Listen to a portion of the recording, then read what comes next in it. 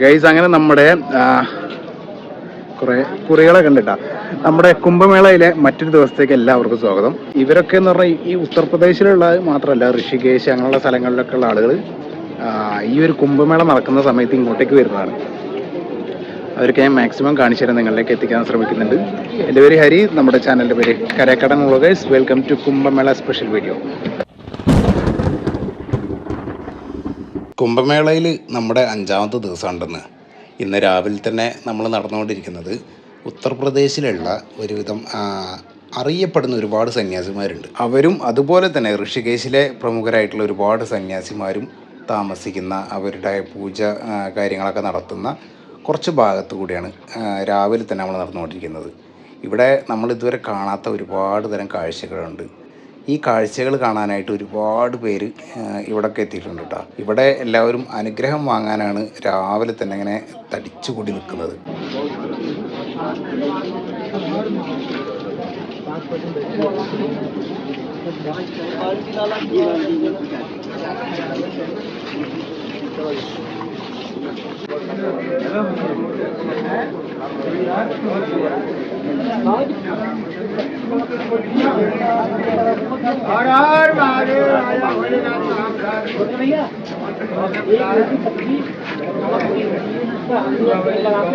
കൂട്ടുകാരെ, ഇവിടെ ഒരുപാട് അഖാഡകളാണ് കേട്ടോ.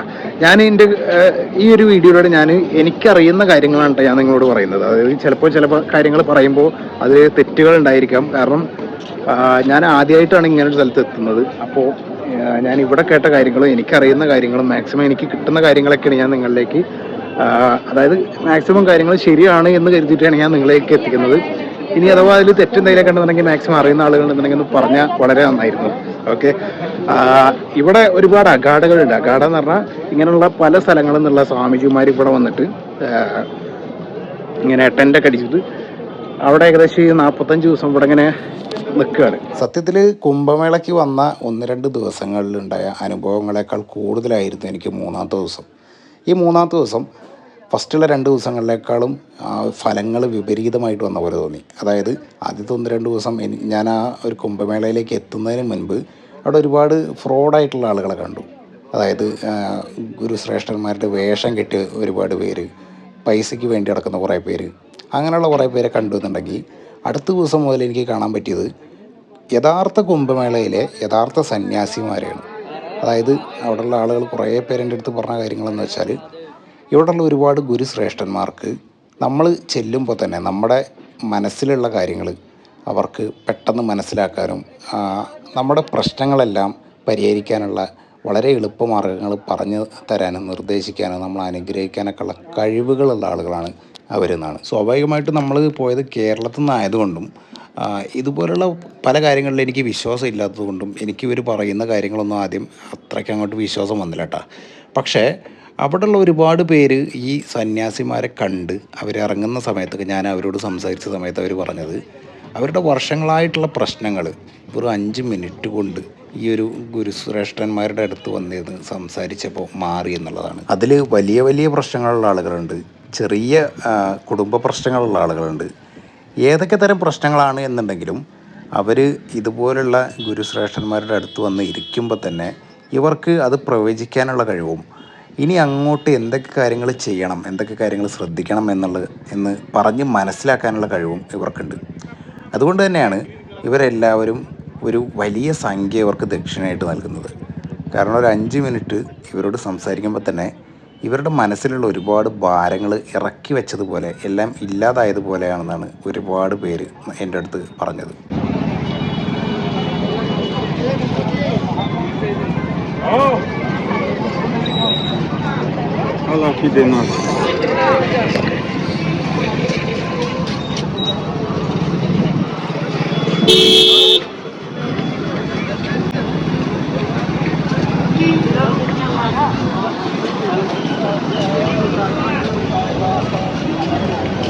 ഇത് ഇവിടുത്തെ ഒരു സാധാരണ കരിമ്പ് ജ്യൂസിൻ്റെ ഒരു സ്റ്റാളാണ് കേട്ടോ.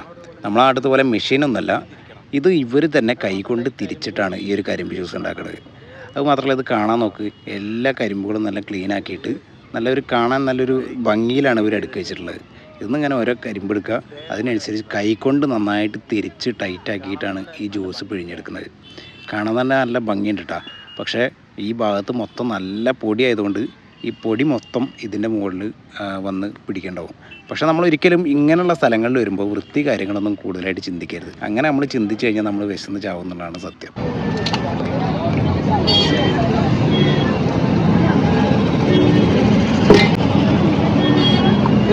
തന്നെ ഉണ്ടോ ഇവിടെ ഒക്കെ? ഇതേ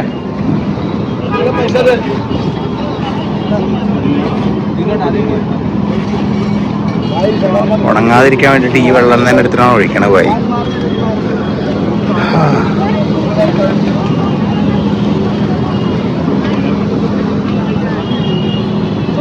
കാണാനുള്ള ഒരു ഭംഗി തന്നെ ഉള്ളൂ.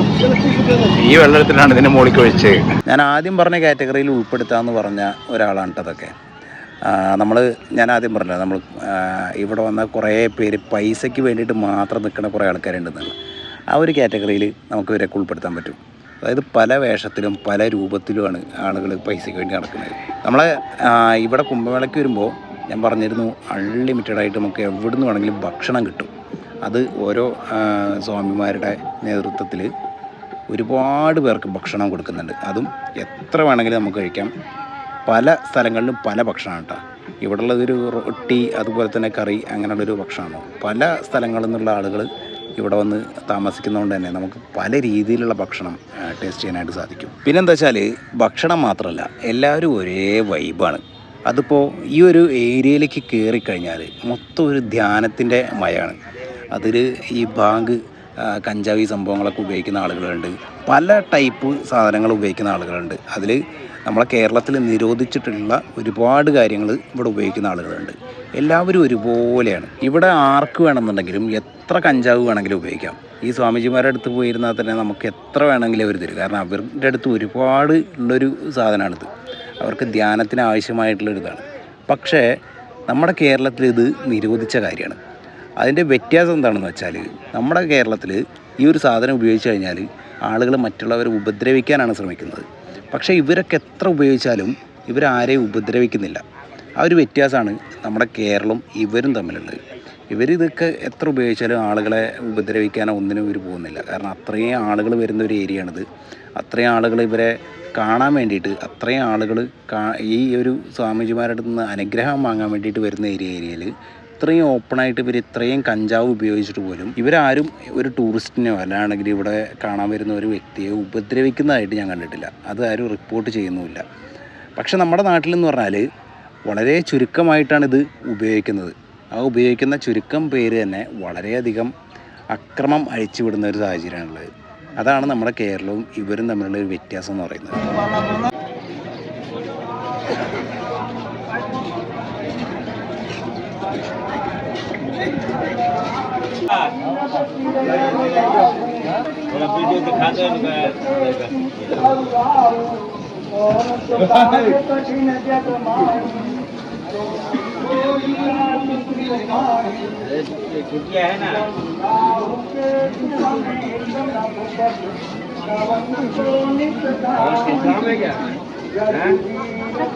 ഇവിടെ ബാക്കി എല്ലാതുണ്ട്, പക്ഷേ ചാർജ് ചെയ്യാനുള്ളൊരു ഓപ്ഷൻ മാത്രമില്ല.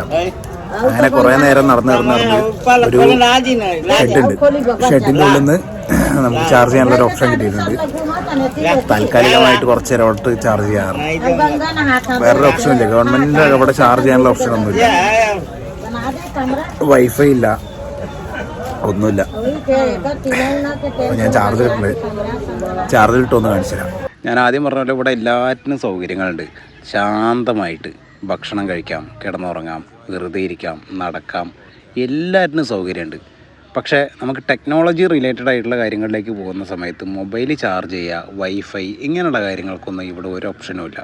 സെക്യൂരിറ്റിയുടെ ഭാഗമായിട്ടാണ് ഇവിടെ എവിടെയും ചാർജിങ്ങിനുള്ള ഒരു ഓപ്ഷൻ ഗവൺമെൻറ് കൊടുക്കാത്തത്. ഷോർട്ട് സർക്യൂട്ട് ഇങ്ങനെയുള്ള കാര്യങ്ങളൊക്കെ വരാതിരിക്കാനും മറ്റു കാര്യങ്ങളുടെ പ്രശ്നങ്ങളിലേക്ക് പോകാതിരിക്കാനൊക്കെയാണ്. ഇവിടെ മൊത്തമായിട്ടൊരു ശാന്തത ഉള്ളൊരു സ്ഥലമാണ്. അത് കീപ്പ് ചെയ്ത് പോകാൻ വേണ്ടിയിട്ടാണ് ഗവൺമെൻറ് ഈ ഒരു കാര്യം ശ്രദ്ധിച്ചിട്ടുള്ളത് കേട്ടോ. അതുകൊണ്ട് തന്നെ നമുക്ക് മൊബൈൽ ചാർജ് ചെയ്യുക, വൈഫൈ ഉപയോഗിക്കുക, ഈ സംഭവങ്ങളൊക്കെ ഇവിടെ കുറച്ച് റിസ്ക്കാണ് കിട്ടാൻ.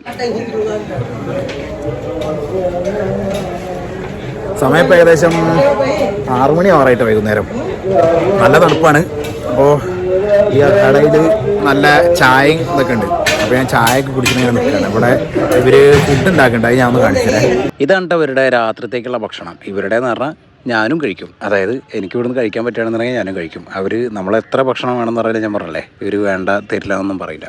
അപ്പോൾ ഇവിടെ എത്ര പേര് വരുന്ന ഒരു ഐഡിയ ഇല്ല. അതുകൊണ്ട് തന്നെ ഇവർ ചപ്പാത്തി ഇങ്ങനെ ഉണ്ടാക്കിക്കൊണ്ടേയിരിക്കുകയാണ്. ഇവരുടെ ഭാഷ പറയുമ്പോൾ റൊട്ടി സബ്ജി, അതാണ് ഇവിടുത്തെ പ്രധാനപ്പെട്ട ഭക്ഷണം. ഈ ഭക്ഷണം ഉണ്ടാക്കാൻ വേണ്ടി മാത്രം ഒരു 10-20 പേരുണ്ട് കേട്ടോ. രാവിലത്തെ ഭക്ഷണം ഇവരുണ്ടാക്കും, ഉച്ചക്കത്തെ ഉണ്ടാക്കും, രാത്രിത്തെ ഉണ്ടാക്കും. ഇതിനു വേണ്ടി മാത്രം ഇവർ ഏകദേശം ഒരു 45 ദിവസം ആളുകൾ അതിനു വേണ്ടി മാറ്റി വെച്ചിട്ടുണ്ട്. അത് ഓരോ ആശ്രമത്തിലും വേറെ വേറെ ആളുകളാണ് കേട്ടോ. ഇവിടെ ഇപ്പോൾ ഏകദേശം ഒരു 10-20 പേരാണ് ഈ ചപ്പാത്തി കറി കാര്യങ്ങളൊക്കെ ഉണ്ടാക്കാൻ പാചകപ്പുരയിലുള്ളത്. ഇതിൽ തന്നെ ഒരാൾ ചപ്പാത്തിയുടെ പൊടി കുഴച്ചും കൊണ്ടിരിക്കുമ്പോൾ വേറൊരാൾ അത് ഉരുട്ടും, വേറൊരാൾ നേരെ ചട്ടിയിലേക്ക് എടുത്തിട്ട് കഴിഞ്ഞാൽ അയാൾ നേരെ ഒന്ന് ചൂടായി കഴിഞ്ഞാൽ നേരെ തീയിലേക്കാണ് നേരെ ആ ഒരു റൊട്ടി ഇടുന്നത്. തീയിലേക്ക് വീണ റൊട്ടിയെ വേറൊരാൾ എടുത്തിട്ട് നേരെ മാറ്റി വയ്ക്കുകയാണ് ചെയ്യുന്നത്. തൊട്ടപ്പുറത്തായിട്ട് കറി വേറെ ആളുണ്ടാക്കിക്കൊണ്ടിരിക്കുന്നുണ്ട്.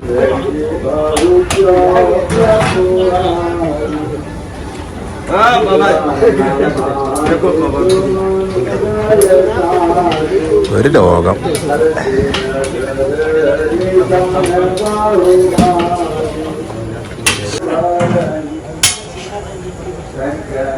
ചപ്പാത്തി നേരെ തീയെന്നാണ് എടുത്തിട്ട് ഇങ്ങോട്ട് വെക്കണത്.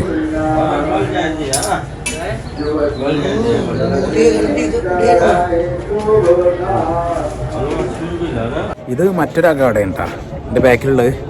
നമ്മളിങ്ങനെ നടന്ന് ചായ കുടിക്കുകയാണ്. എല്ലാ ഇതിൻ്റെ മുമ്പിലും ചായ വെച്ചിട്ടുണ്ട്. നല്ല ചായ അടിപൊളി ചായ കേട്ടാ.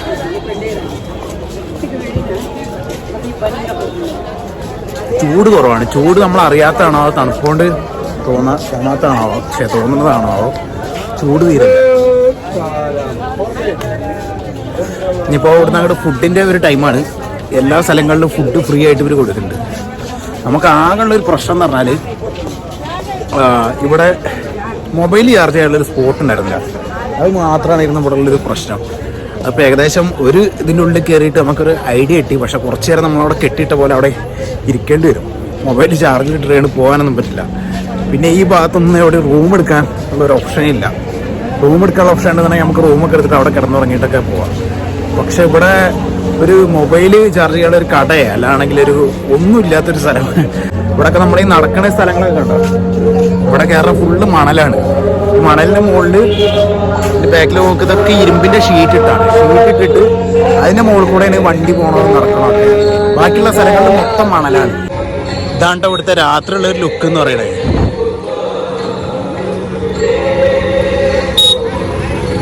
ഇനി ഇവിടുന്ന് അങ്ങോട്ട് രാത്രി മൊത്തം ഇതന്നെയാണ്. രാത്രി ആവുന്നതോറും ഇവിടെ കളർഫുൾ ആവുകയാണ് ചെയ്യണത്. ഇവിടെ ഉറക്കമൊന്നും ഇല്ല എന്നാണ് ഞാൻ കേട്ടിട്ടുള്ളത്. രാത്രി ആവുന്നതോറും ഇവിടെ മൊത്തം കളർഫുള്ളായിട്ട് എല്ലാ സ്ഥലങ്ങളിലും ഓരോ പ്രോഗ്രാം കാര്യങ്ങളൊക്കെ വെച്ചിട്ട് അങ്ങനെയാണെങ്കിൽ ഇവിടെ ഉണ്ടാവുക. ഫോണടിക്കണ ചേച്ചി കേൾക്കണില്ല, ചേച്ചീനെ ഡ്രൈവറോട്ട് നോക്കണമില്ല. ഈ കുട്ടി എത്ര നേരമായി അറിയാം ഇതിൻ്റെ മുകളിൽ നിന്ന് ഇതാക്കണേ. ഞാൻ രാവിലെ പോകുമ്പോഴും ഇതേപോലെ കുറേ സ്ഥലങ്ങളിലുണ്ട് കേട്ടോ. എപ്പോൾ പോകുമ്പോഴുണ്ടാവും ഈ കുട്ടി ഇതേപോലെ 1-2 കുട്ടികൾ ഇതിൻ്റെ മുകളിൽ. അവിടെ ഭക്ഷണം കൊടുക്കണ്ട കേട്ടോ.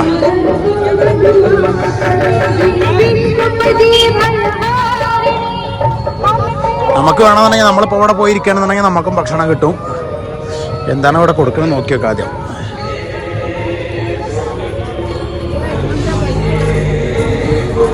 ആ ഇലയിലാണ് കൊടുക്കണത്. ഇലയിൽ പൂരി ഉണ്ട്, പൂരി ഭാജിയാണ് പോകുന്നുണ്ട്. പക്ഷെ അവിടെ ആരും വെള്ളം കൊടുക്കണില്ല, അതാണ് ഒരു പ്രശ്നമുള്ളത്. വെള്ളം കൊടുക്കണില്ല.